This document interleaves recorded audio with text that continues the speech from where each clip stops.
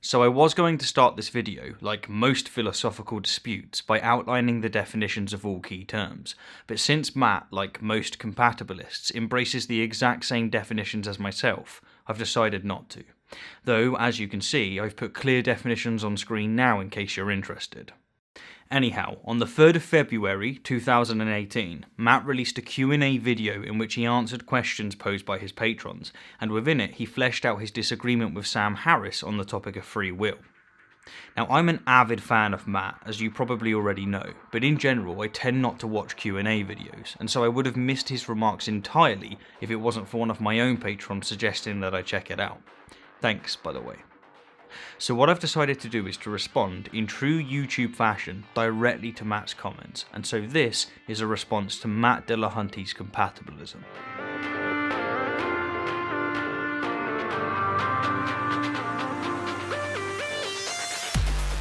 Sam's objection is that compatibilists seem to just be redefining free will. I can't speak for Sam, of course, but yes, that's precisely the problem.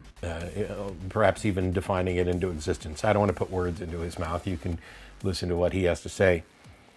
And I don't disagree with him. Awesome. So it seems that we're on exactly the same page, that you, like Harris and myself, see compatibilism as the attempt to redefine free will. That is, you see yourself as attempting to redefine free will. I think that if we take a look at what people have actually cared about when it comes to free will, that whether or not we have it, I agree with him that it's, from a physical standpoint, that it's illusory. Great. So, to just plant the flags, as it were, both you and I believe that compatibilists are attempting to redefine free will, and that human consciousness is predetermined. That is, to quote Sam, that our thoughts and intentions emerge from background causes of which we are unaware and over which we exert no conscious control. So far so good, we have no disagreement. I'm talking about it from a conceptual standpoint. And the example that I'd used in New York was if Sam jumped off stage, that would be him as an agent taking an act of volition. It doesn't matter if it was predetermined by the universe or not, but alternately I could throw him off the stage. And the difference between those two events sums up everything that I think is valuable about the notion of free will. You see, I would define Sam's jumping off as an act of will rather than free will, simply because in doing this I'm able to retain all of the value that you've just appealed to, but without having to hijack a label that's loaded with contrary connotations. In fact, this raises the rather obvious question, why are you insisting on retaining the term free will? Why isn't the word will sufficient? As I've just said, it retains all of the value that you seem to care about, and, unlike the term free will, it's perfectly malleable. He had mentioned this, in his view, what people think about when they think about free will is, oh, if I could go back in time, I could do it differently. I don't know that that's actually, I know people think like that. They'll say, oh, if only I could go back, I'd do it differently. But if you think about that question, if I could go back, I would do it differently. What they're actually saying is, if I could go back with the knowledge that I have now, I would do it differently. They're not saying that if we rewound the clock, that they could do it differently. They're saying that they wish they could have done it differently. Are you sure about that, Matt? I mean, are you really convinced that most people believe that determinism is true? Because that's what you're indirectly saying. I would argue, with great confidence, that because most people are religious, and because most religious people believe explicitly in the libertarian sense of free will, that when most people say, I should have done otherwise, they mean literally just that. That given the exact same scenario, atom for atom, they could have, and should have, consciously produced a different result. In fact, most religious concepts of morality and retribution, such as heaven, hell, karma, and samsara, necessitate libertarian free will. And so, I think you're mistaken here, or at the very least you've misspoken. Whatever the case, Harris's point still stands, and despite what you've just said, I'm fairly certain you know this. Whether or not you call it free will, I'm not overly concerned about that. But I pointed out that Sam's complaint or challenge to what compatibilists are doing is that they're essentially redefining free will. And Lawrence pointed out that he's essentially redefining nothing. And I noted that Sam and I are both essentially redefining morality, that throughout history, the terms nothing, morality, and free will have had specific usages. And what we've learned is that the way they were understood in the past, the way nothing, morality, and free will were understood in the past, those things essentially aren't real. But there may still be a valuable perspective on the concept that's worth retaining. Okay, so I'm going to approach this from a slightly different angle. Why, Matt, in the past, have you objected to theists redefining God to mean energy? What exactly is wrong with them doing this?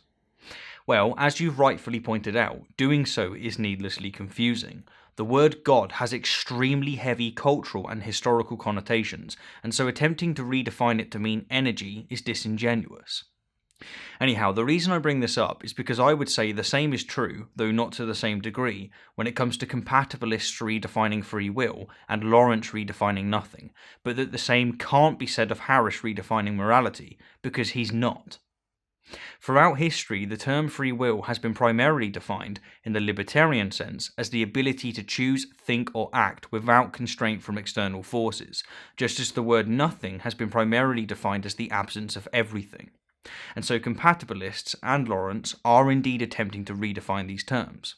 But on the other hand, the word morality has been primarily defined as principles concerning the distinction of right and wrong, and so Harris isn't redefining it.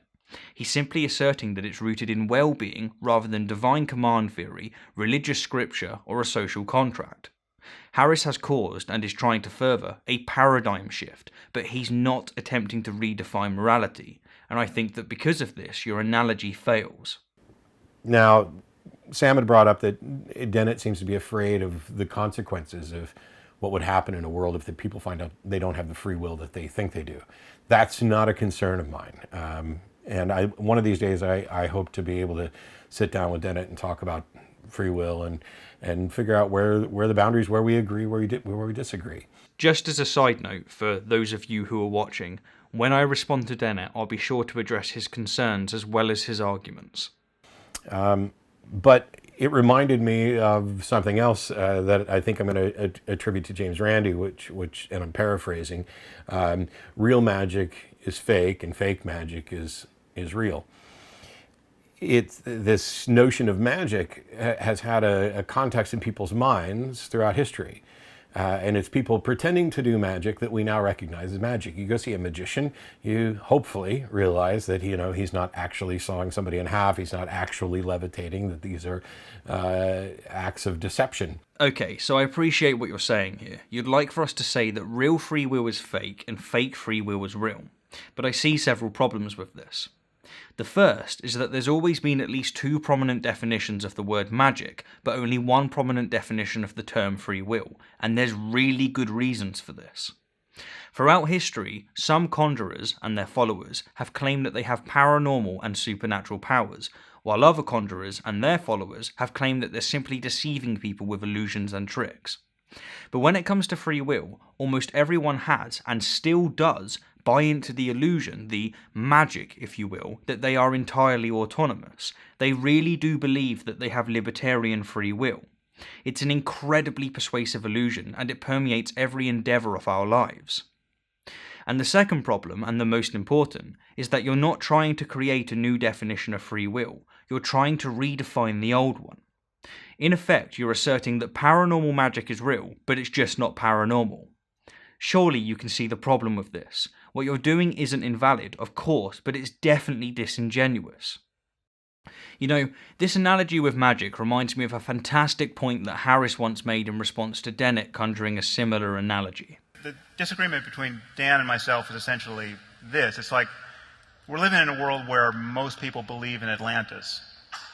And they believe in the underwater kingdom, and they read Plato closely, trying to figure out where it was. And I want to say Atlantis doesn't exist. It didn't exist. People are confused about Atlantis. Dan wants to say that Atlantis is really Sicily. And he'll give a whole argument about why Sicily answers to many of the claims that people are making about Atlantis. And I want to say, no, but they're still talking about being underwater. Now, Sicily doesn't do that. And he says, but Sicily is a great place, and there's reasons to visit, and let's talk about Sicily. And when he and I argue about this, he begins to respond to me as though I'm saying Sicily doesn't exist. And that's what, so there's a fair amount of talking past one another in these kinds of debates. Of course Sicily exists, but the people who are talking about an underwater kingdom are at the very least confused. And that's the situation we're in with free will. So, to be crystal clear, I entirely appreciate that with extensive and laborious effort over a very long time span, you may well be able to redefine free will.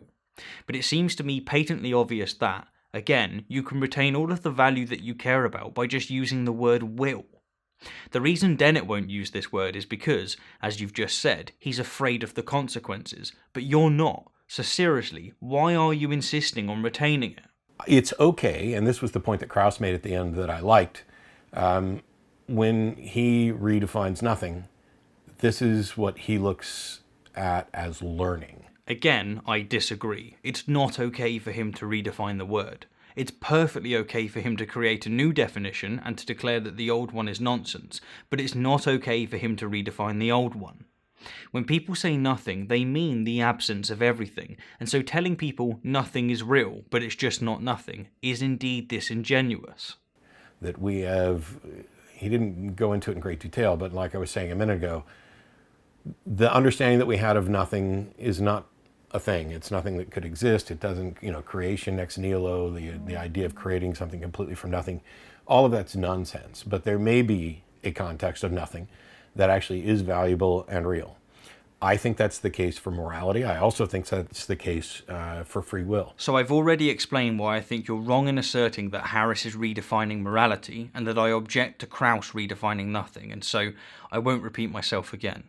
But this really does get to the heart of the conflict. You and I share almost exactly the same view on free will, but we disagree, quite critically, on its definition.